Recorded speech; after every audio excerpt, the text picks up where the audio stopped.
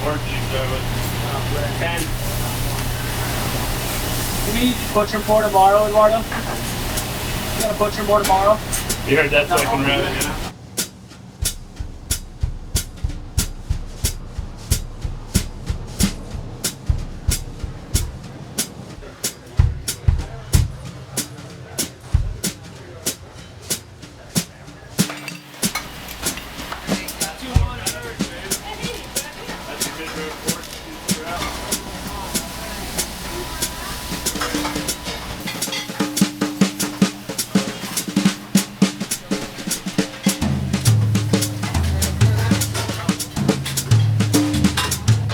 Went to school in New Hampshire.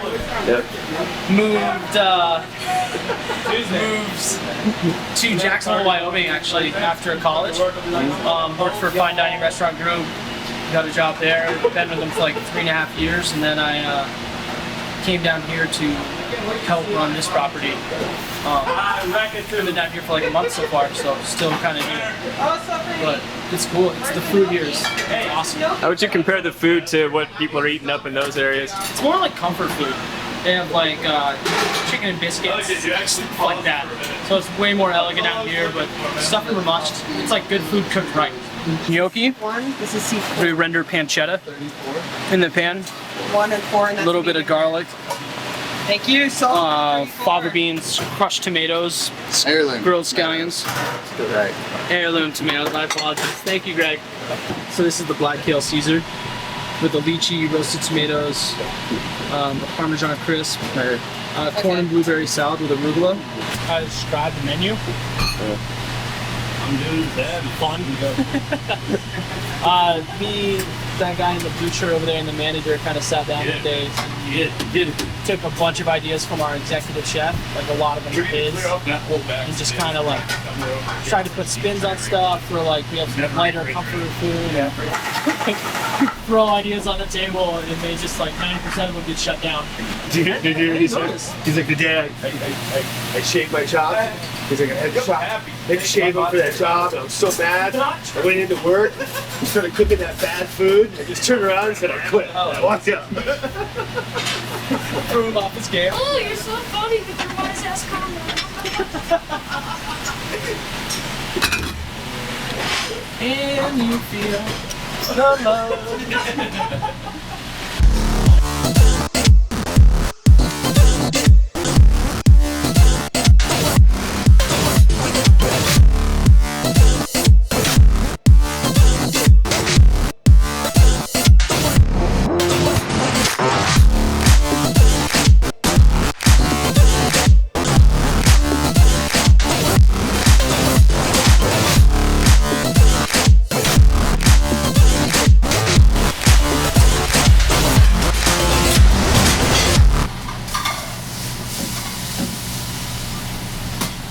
What do you put with those mussels? It's couscous, heirloom tomatoes, Thai basil, and house-made curry. I'm gonna laugh about 8:30 when you're rolling one of those up. I told you my limit is 20. I like how you're setting your own limits. I did all this without consulting. I've declared that this is what I'm doing this evening. Fire, 2, 3, 4. Let me know I can start running off this big table. What are you dragging? 2 halibut, chicken, and a couscous. Chicken and couscous are rolling down. So we just take tomatoes, cucumbers, just basic gazpacho ingredients, strain them. Nice. A little chive and then Right, like we're just root, waiting on the black kale cucumber and red peppers in it. You want to throw a little bit more in that one? Give me some. More pancetta? Well, in general. What do you got going on in there? It's steamed fish preparation. We fill it with raw vegetables and season it well, and then a raw piece of halibut. Cover it with like a compound butter and some lemon. And then you put wine inside the bag, and then when you roll it up and you heat up the bag, the wine will steam the fish with the butter and kind of make a sauce in there. It's really good. And it all just steams inside that bag. You pop up, so you cut it and you open it, and it's just like, Take a drop. it's just like aromas. It's just, Wow. it's like old classic French. In between an ice cream and a gelato, we gave it a graham cracker crust. We did macerated strawberries, and then we made a salt-flavored cotton candy. So it's got all the flavors of a strawberry margarita, but it's dessert. What was your background as a chef? Did you start off in Utah or? I started out in Idaho when I was 16, just washing dishes, things like that. Worked a lot more corporate type things for a long time. Wasn't really intrigued by it that much because I like more of actually being able to manipulate the ingredients, do things like that. Yeah. Then I actually went to culinary school in New York, and I worked in Italy for a little while. Perugia. I just went from singing to fuck this fucking patio. Bipolar. Yeah, quite a bit tonight. You went bipolar hard. I keep, every time I walk by the line, I'm like, hey, Eduardo, again, another table. Thank you so much. That's just like, oh, really? You can see his head just like. I know, absolutely. He was head down. You did great tonight. The food was fantastic, man. Everybody loved their food. The gentleman who we had the late Sabaton, he was floored. I think we bagged the asparagus. Yeah, we need to get rid of Octo. that fucking After thing. this weekend. Huh? What about Octo? What do you mean about that? It's not selling. That's what I'm asking. See all the other really good Mediterranean seafood style stuff. Oh, that's I like- agree. I was just wondering. I I like the Octo. I love that dish. Like I said, It's a sour dish. I don't want to get rid of it. I like it. Like I said. And then I think we should throw that beet soup, the jalapeno ice cream on there. No, that's cool as long as we keep the gazpacho lime into it. Because, like, I was talking to Gary today, and it's one of those things. It's like you know, I mean, it's a great soup. You either like beets and you love that soup, or you don't like beets and you hate that soup. You wouldn't do Because they're beets and they're gross. Because they're beets and they're gross. That's what I said. I was like, it's funny because Carter doesn't like beets. He's like, But you why made is a he doing 40-gallon beet batch soup? of it. Why is he doing a beet soup? Because we I was designed the "Because it menu was without it." delicious. Saving that shit. Gross. So I know Gavin's always opposed to it, but is there any possibility of doing the soup of the day type thing that we can run the beet until we're out and then go to something different, whatever, or do we just re-print it? Crannell's got the highest test score. That's good, Chris. He cheated. I did not cheat. I saw him with crib notes in his hand. She's like, I'm the only one. What was it? Was it Fast Times at Ridgemont High? He's got the answers on the inside of his glasses.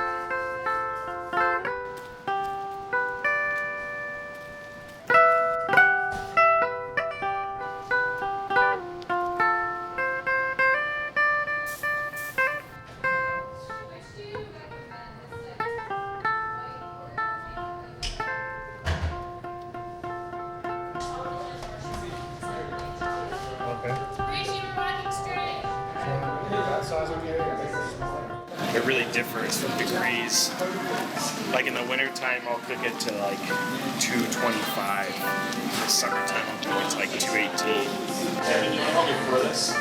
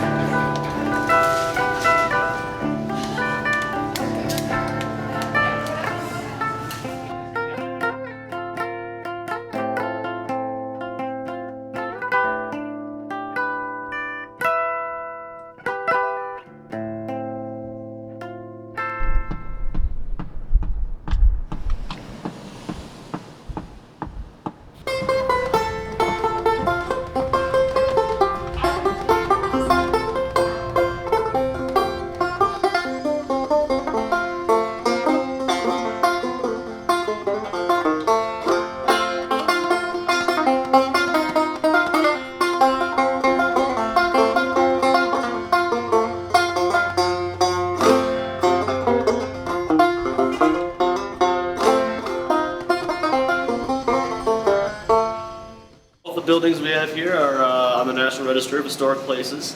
That is not only a state thing, it's also a federal thing. The Department of Interior gives us that distinction. That does require buildings to be at least 80% original. So this building here, we call it a livery side, was originally a horse livery for all the horses that worked in the surrounding silver mines. If it looks old, it is old. Also our gift store right over in here was the original stable boy's bedroom. And then it turned obviously to the office for the different auto garages that this place became over the course of the last 100 or so years. In 1981, the Coalition Mine building burned, and the heat from that fire was so intense that it actually melted the paint off the front of this building, our building. Which is why it doesn't say High West in front of here. It says a bunch of random things, because of course, over the many years of different auto garages, they would just slap a new logo over the old one, and it melted all that paint away. And that's actually part of our historical thing. We're not ever allowed to change that, because that is a historical part of Park City. So that will always remain original on the front of the High West building. So during this type of distillation, we do 2 cut points. We want to filter out everything that comes out in the beginning. That's called the heads. And then in the middle, it's called the spear cut. It's the really good stuff. I'm at the end of my spear cut, and I'm about to make a cut point here in a little bit, because the tails are coming in. It's some alcohols that come over that kind of smells like a Band-Aid. It's just these fusel alcohols that don't smell or taste that good. So we want to make that cut, so that way we just have the good stuff.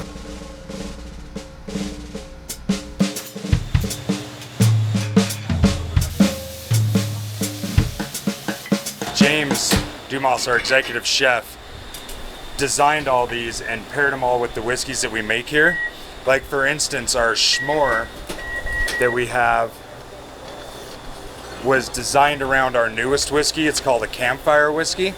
It's the world's first that we're aware of blend between an American whiskey and a Scotch whiskey. So you get the smokiness, the peatiness with the nice caramels of the American whiskey. Our Utah local trout. So over some wilted grains with a honey walnut vinaigrette. If you were gonna pair it with a whiskey like we make here, I would either do a silver oat. It's an unaged whiskey, so it's more of a clear whiskey. Then we have our black cod. This is over a peanut butter slaw. It's marinated in a black coffee and whiskey marinade. This is gonna go really good with our double rye. The spiciness of it brings the flavors of the black cod out. We also have our Scottish salmon. We use Scottish salmon opposed to like a sockeye because of the higher fat content. So when we smoke it, it keeps some of the moisture in, so it's not going to dry out as easy. It's the High West Burger. It's a bison beef patty. It's got our whiskey caramelized onions, fried shallots, blue cheese, and a Gruyere cheese on top.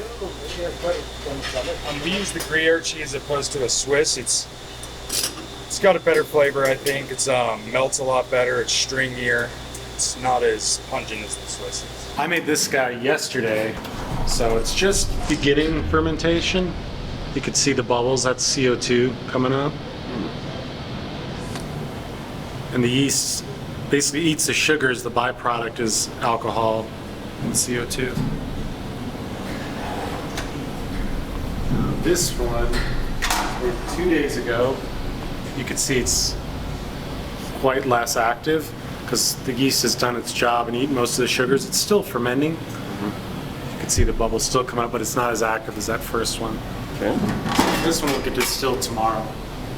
And this one will distill later today, and you can see it's even less. There's still a few bubbles in there, but it's pretty much done. We hand fill all of our bottles, we hand label all of our bottles, hand cork, hand number, everything. It's all done by hand. It's a labor of love. Take 6 bottles at a time, gravity feeds every bottle, and put them on, pop them off, take them down, and the next guy will hand cork them. The next guy will get a heat gun and shrink wrap them, and then they go into these big plastic bins that will hold about 350, maybe 400 bottles. Jesus, this weigh a ton. Yeah, it's a lot of work. And then you're trying to juggle everything around and bring in empty, clean bottles and take away filled bottles. And then day 2 will be nothing but labeling. And we've got 2 hand labelers who set the bottle on, roll the label on. And with our labels, since it's 2 different labels, the label on the front, label on the back, you got to kind of try to line everything up, get everything positioned right. I like you guys actually choose to do it the hard way. I mean, you choose to do the most time-consuming. That's cool. It's just that handcrafted That's cool. that we do. I mean, not a lot of people do that kind of stuff anymore. Everything's automated. Everything's machines that run it. That's awesome. It kind of takes the love out of doing it.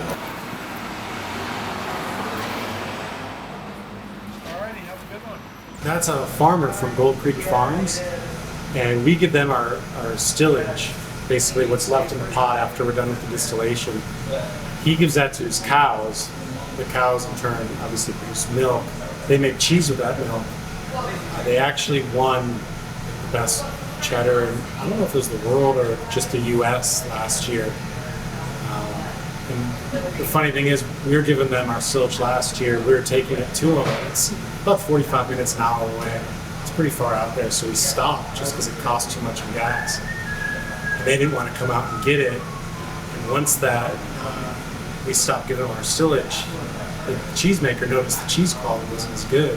So they called us right back up, so they're going to have a guy come out once a week to get our stillage.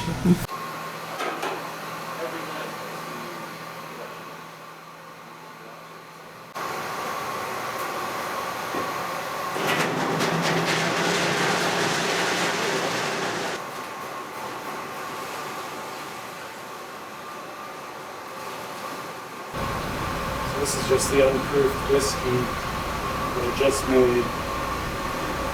I send this down to Salt Lake to be processed.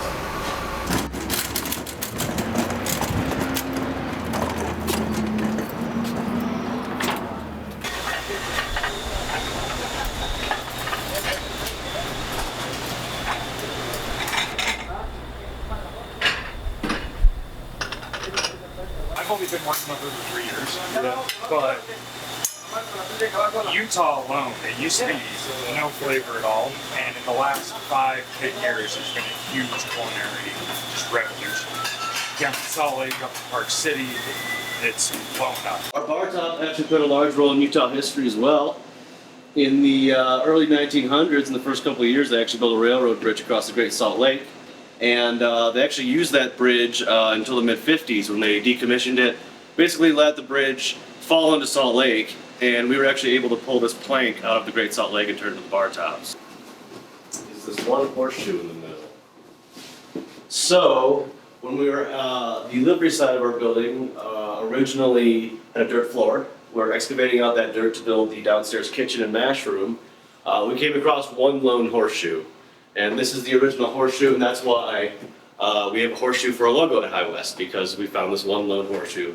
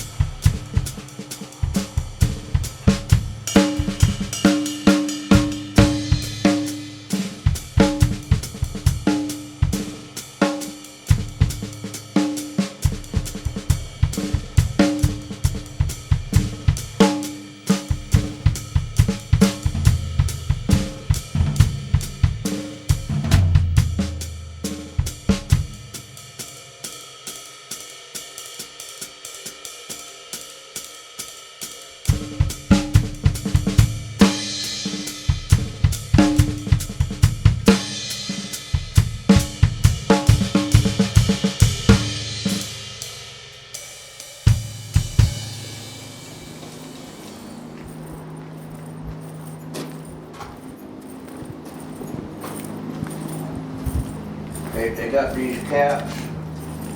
See how that's sitting on there? They drilled down below like 50 feet. 50 feet. The floor in the building was up and down. I mean, it just settled so much, you know. So they come in and they leveled out the floor. Now they're gonna put all these new beams in. Put all these columns. I guess they're gonna redo all 3 floors.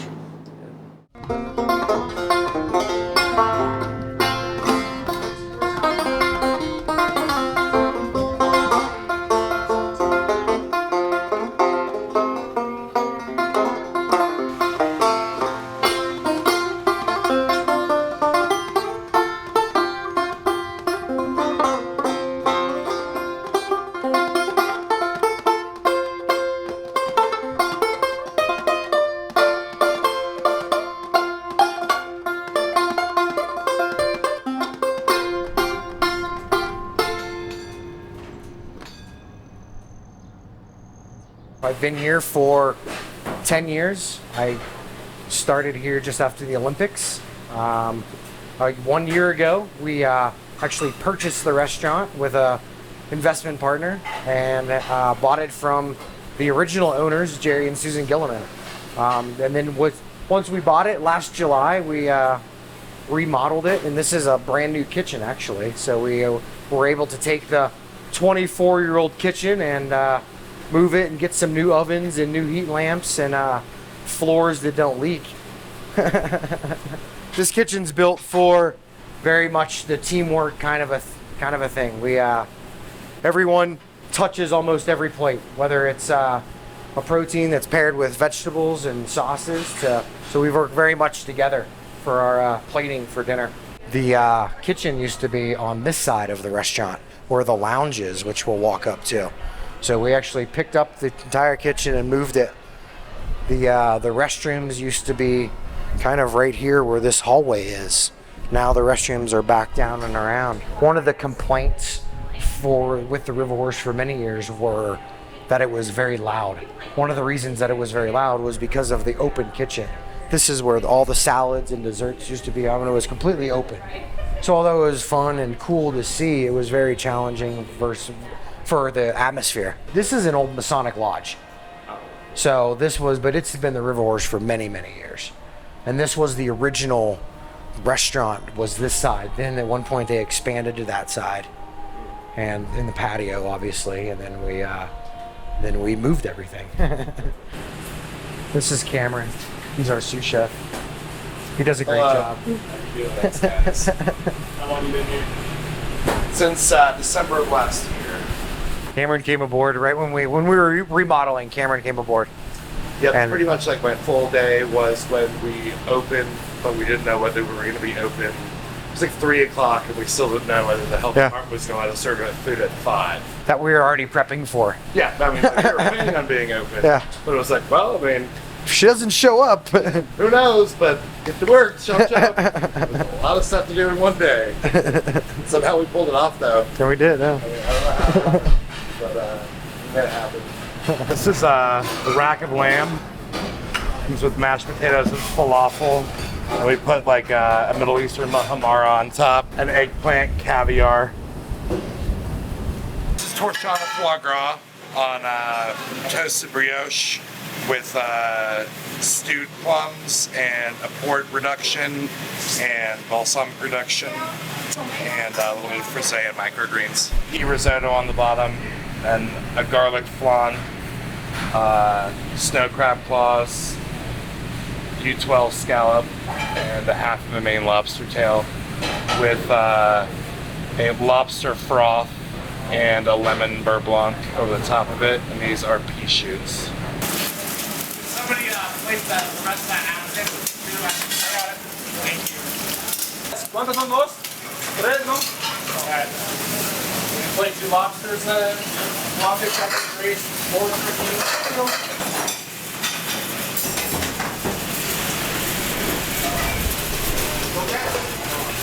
Hey Cameron, on table 29, is that 3 wild trios all day, 2 medium and 1 mid-rare? That's correct. Okay.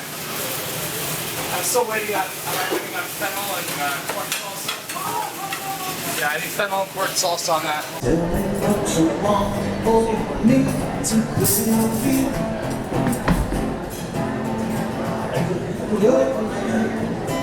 You gotta take a stand and have a plan. You gotta come back with the plan.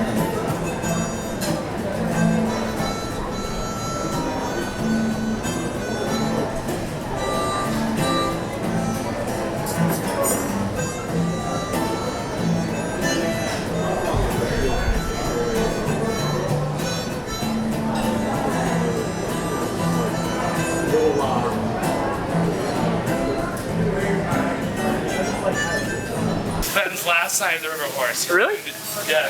Why is that? Movie. Where you going? Georgia. Oh yeah? He was in the restaurant. Right on. He's going to the restaurant that I used to work at. Really? Is that just coincidence, or are you sending him there? No, I sent him there. Cool. Taught me out of culinary school to go there. Oh wow. Nice. Good for you. I said, save yourself $50,000 and go cook for a badass chef and add it to your time.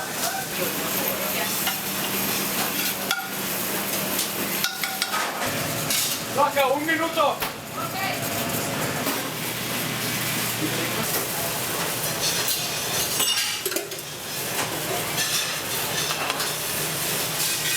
Are you giving me 40 to 82?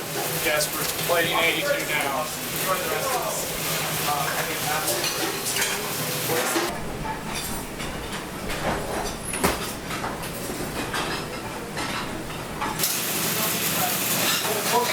Can I get a little bit more kale, please? How long on 2 stuffed shrimp? And then the 2 stuffed shrimp after that? 4 minutes. Yeah. Excellent. You get a pretty good set flap. Yeah, what's your set flap?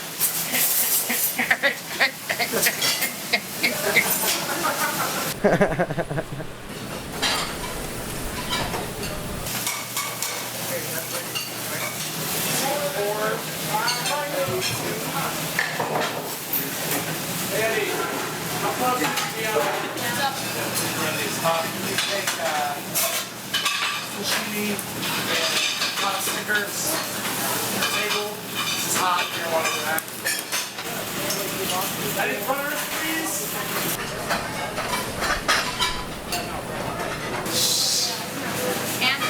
We don't grind your rivers. We come to work hurts those shrimp. Not this guy, you know why? Because I don't ski, I don't mountain bike, I take care of my body, to make sure I know things where I break limbs.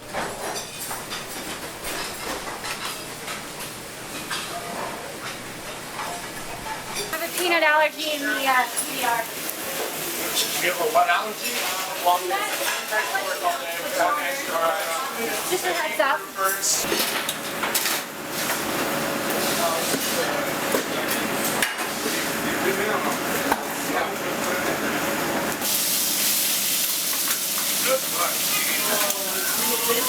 Hold down that counter there.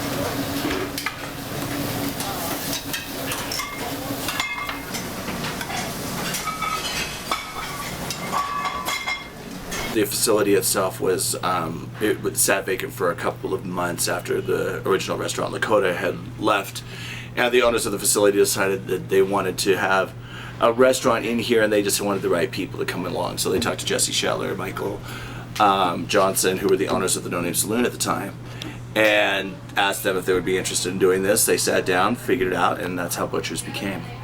So they leased the space beginning of the beginning of November of 03, and then we were able to open up the place by December 23rd of 03, so about 7 weeks to take it completely from the original restaurant to this restaurant concept. And I came in just a couple of days after they signed the lease to get this place going, and been here ever since. Jesse lived in Chicago, and so that was his influence on making the concept of Butchers in the Chicago-style chop house. He's been here 6 years. He's been here 3 years. Here's the salad guy is the same as me since we opened.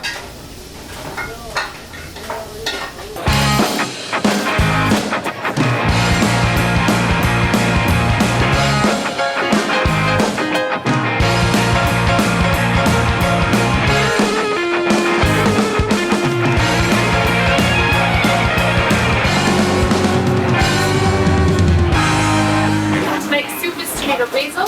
We also have grilled salmon topped with 3 prawns, passion cube puree, coconut jasmine rice, and fresh sauteed green beans. The scallops with bacon wrap. I have to stop. Now it's gonna be Sunday. Sold out already, man. Yeah. It's only like 7 o'clock. Yeah. Awesome.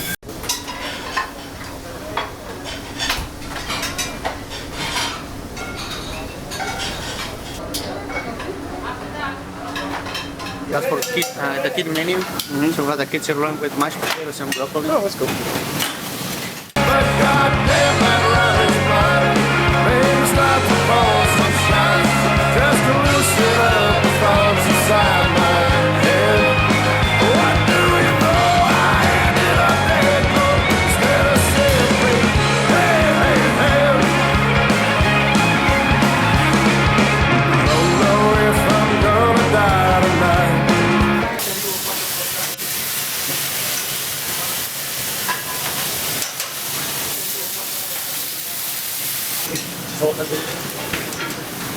I'll take one.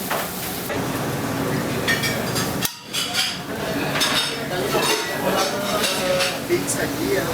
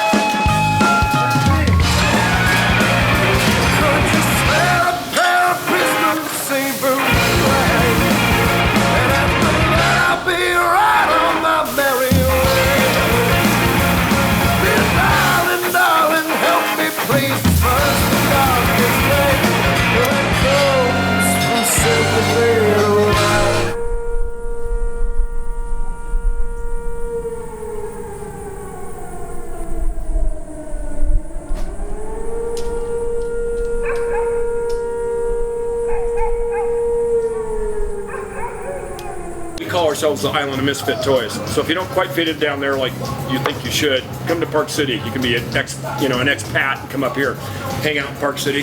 Still not leave Utah, but you're still not really a part of it. It's a whole different vibe up here, and everybody, especially Main Street, whole town, because everybody's just doing their thing here, partying, having a good time. We all, it's very, incestuous. We all know each other. You get on the treadmill, we just pass each other around. It's really good. From top of Maine to the bottom of Maine, hop off whenever you want, get back on when you want.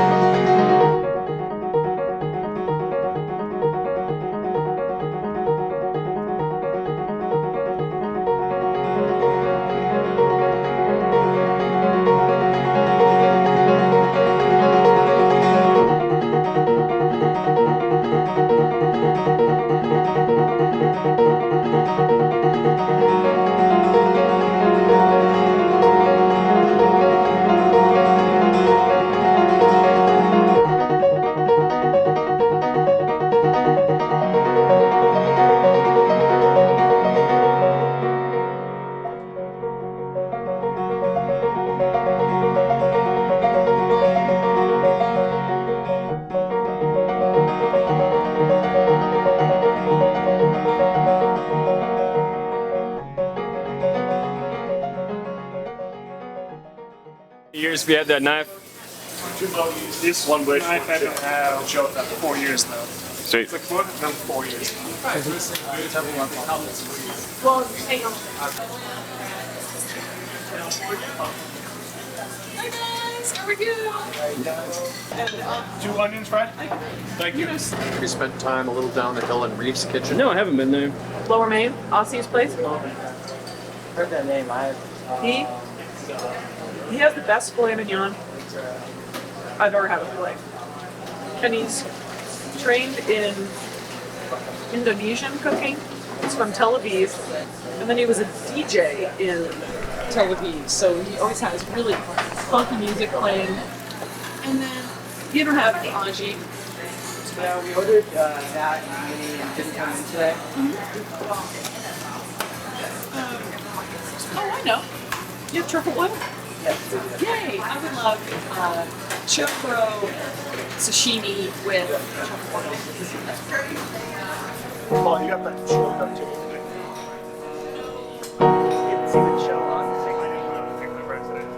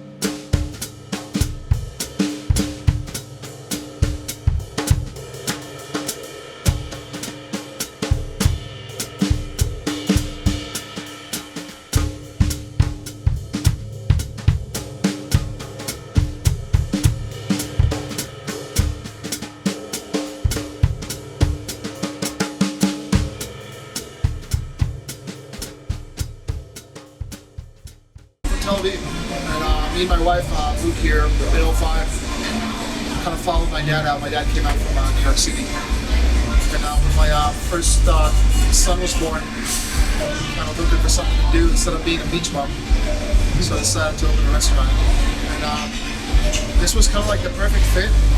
Coming, you know, to ski town and having a lifestyle and not having to work mad hours all year. I mean, working in the winter for 4 months, but the rest of the time I can just be myself, have fun, you know, with the family, kids, go out fishing, biking, whatever I gotta do, and still be passionate enough about cooking for the winter and I don't burn out.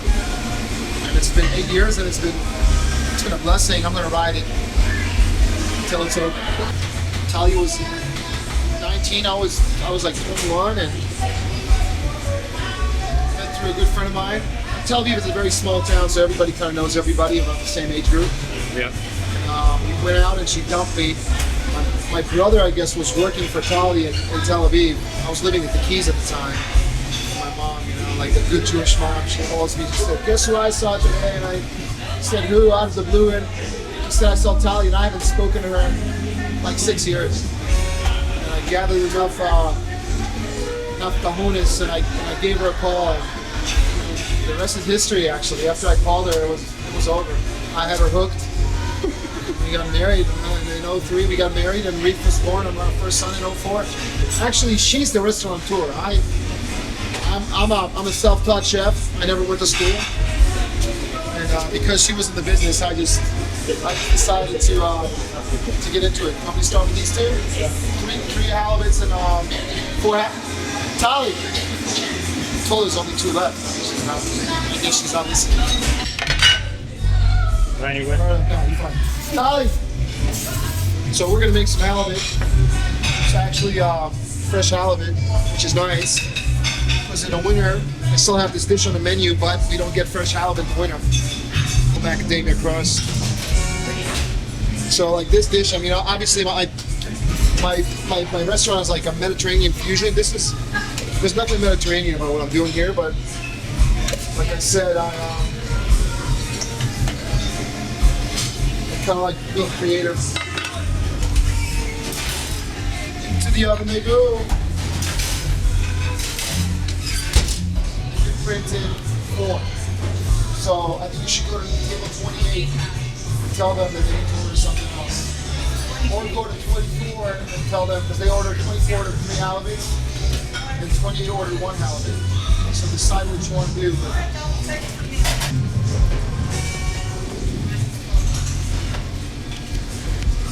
Some lamb chops. Make sure that all my proteins are antibiotic and hormone free. And then I'm proud to serve whatever I'm serving. You know, of course it's a little smaller, but whatever you get, you know, it's the best. I let the ingredients speak for themselves. Yeah. Try to anyway.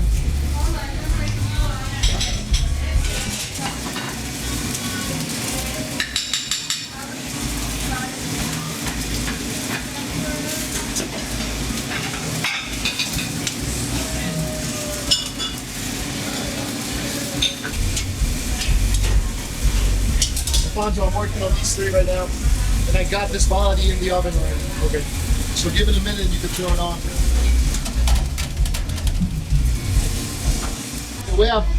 The way I've worked at the menu for the summer is kind of working out of the box. What I did was I made 2 columns. One is plates, one is smalls. And I want to create an atmosphere of sharing when people order to the table. And every dish comes bare bones or a la carte. So if you order lamb chops, you're gonna get lamb chops. You're not gonna get a bunch of sides with it. And I'm just trying to push people into exploring the menu from all different angles. Not necessarily ordering appetizers or entrees. You know, you can order whatever you want, whenever you want. And I think that's an added layer when you go to a restaurant. Obviously, the smell and the taste, and the music, and just the way it's designed. But I think also being able to share with people, that kind of gives it another dimension. And when people go home, they'll remember that they share the food. They might have a conversation about it, and they'll remember us better that way. And I just kind of the way I grew up eating too. I mean, in Israel, everything is kind of like very trendy right now. The sharing concept, I think that way you can enjoy. You can enjoy more things instead of ordering 1 appetizer, 1 entree. You can try 6 or 7 or 10 different things on the menu. If you're in the right environment, and that's the kind of environment I'm trying to create.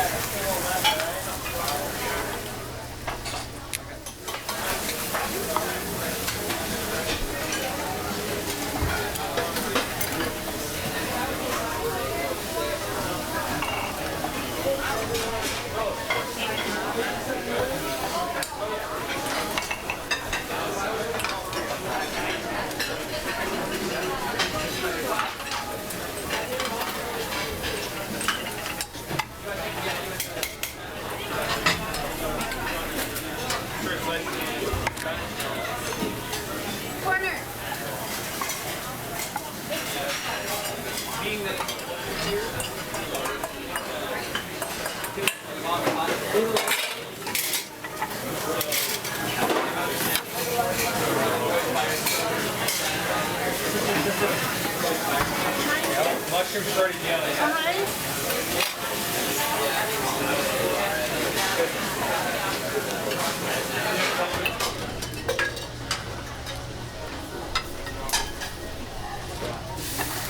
Two veal.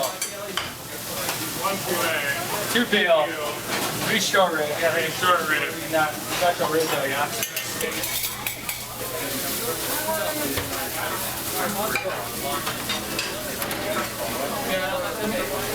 Poulet rouge. So it's French for red chicken, basically. Got some local greens here. House cured bacon. Some roasted radish, coffee leeks, and finishing with a chive blossom veggie. Second course taste. Now we're gonna rotate it 1 to table 3. Okay. Thank you, Daly. You got flowers on you.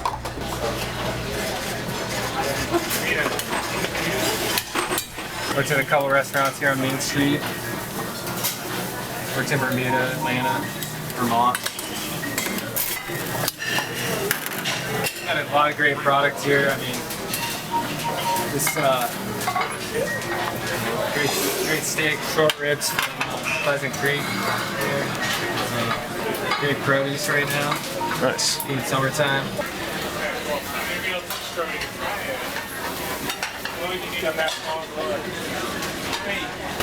Three. Or 3, yeah? No. I got enough of this, so no skin here for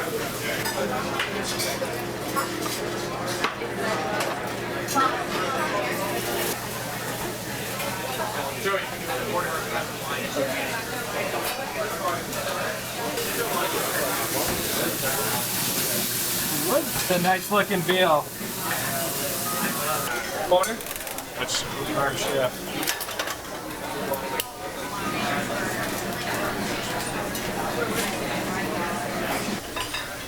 You want to just been cleared from resetting right now.